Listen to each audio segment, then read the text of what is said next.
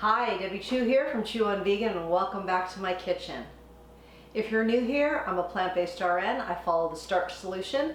The Starch Solution is a starch-centered diet, and it was created by Dr. John McDougall.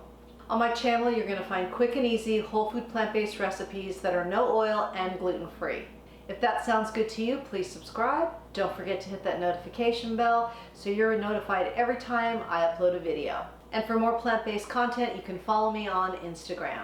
I also recommend you check the links in the description box. I have an e-guide, I have a Facebook group that I run, and I also have a newsletter, and all those links will be in the description box. So I hope you check those out. I'm going to be doing a 3-part series this week, and I'll be putting out one video every day or so, and it's going to be all about Thanksgiving. I'm going to share with you my favorite recipes that I make for Thanksgiving because I am plant-based, there's no animals involved, and these are really healthy and delicious. The first one in the series is going to be my mashed potatoes and gravy, and super easy. I know we probably all know how to make mashed potatoes, but I'm going to show you how I make mine, and I've been doing them this way for quite some time. And of course, I'm going to show you a really easy gravy. So at the holidays, Thanksgiving, Christmas, whatever it may be, you're going to probably indulge in foods that maybe are a little bit higher in fat, maybe not as low calorie density as you might normally eat or as normally as I would eat. And I think that's okay because it is a holiday, not a holo week or a holo month. So one day is not going to make or break your weight loss or your health journey. These recipes will be, no oil, and they will be gluten-free, and they're going to be super delicious. So let's start with these mashed potatoes and let's get started. So the first thing we're going to do, of course, is boil our potatoes. And as you can see, they're already underway. I like to use Yukon Gold potatoes. You can use russets, whatever kind of potatoes you would like.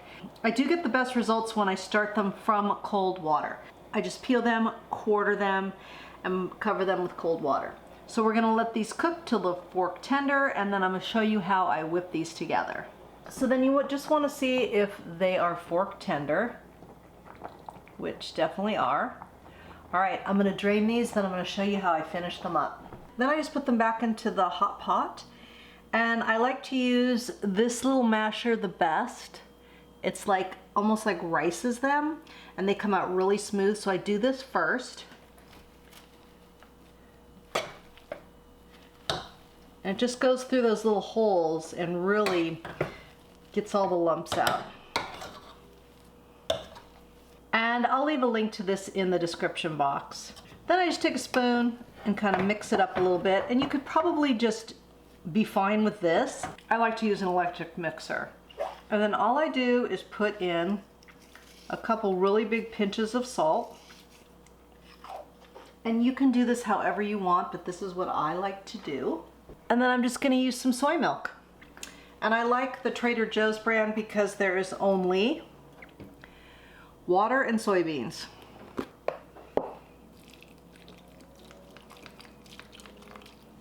And then I just use my electric mixer.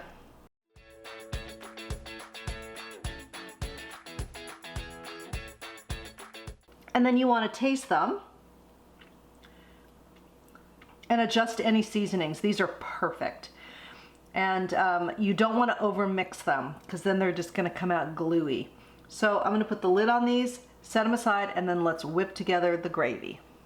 So I just added a little bit of water to the pan, and then I'm going to put in a couple tablespoons of onion.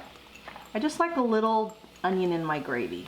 If you don't like onion or you don't want to do that, then you skip this part. But it's kind of, it just adds to the flavor to me. So just a little bit of onion, and we'll just let these cook for a minute. And if you need to add more water, then go ahead. And then I also like to add some fresh herbs. We're gonna add some poultry seasoning as well, but I like to put in some fresh herbs. And I have some thyme here, so I'm just going to get these off the stem and just put those in. Just a little bit. I just think it adds another layer of flavor.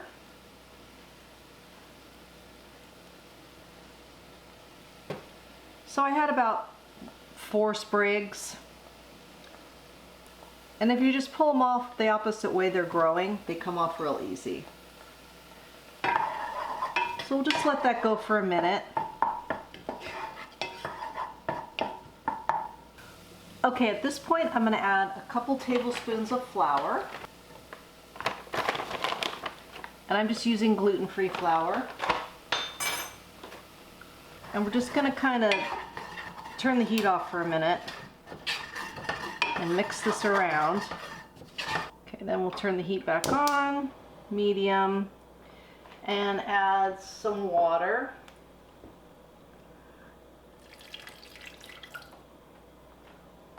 And get this all stirred around. I'm going to add a total of 2 cups, but this is how we're going to thicken our gravy. So add a little bit more. And at this point I switch to a whisk. And just stir constantly, and that'll get the lumps out. Then I'm going to add my not chicken bouillon cubes. These are really great. If you haven't been using these yet, you've got to try them. This will add a lot of flavor. Put one of those in. And then we'll just let that dissolve. I'm going to add the rest of my water. I'm going to add a little bit of poultry seasoning.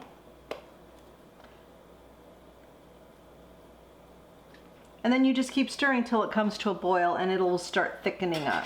I also like to add a little bit of coconut aminos. It makes it a better color for me.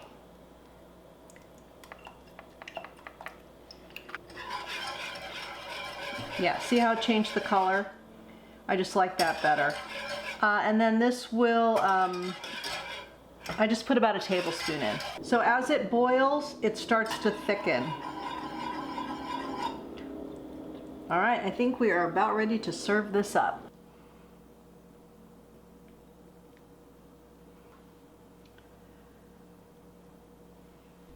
All right, we're going in.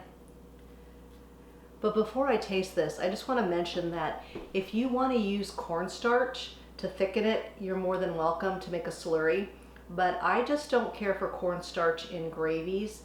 I feel like it makes it gelatinous and I just can't stand that. So that's why I've used flour in this recipe.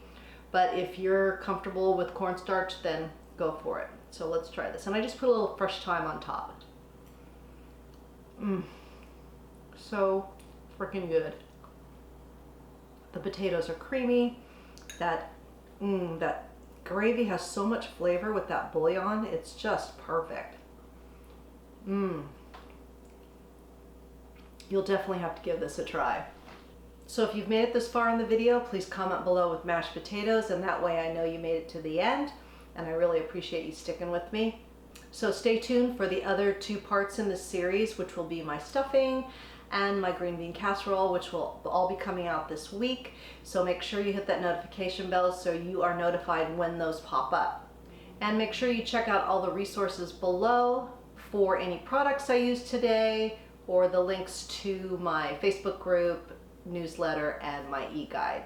So remember that all my recipes are good for you, they're good for the animals, and they're good for the planet, and what you put on your plate determines your fate and your weight. Until next time, thank you.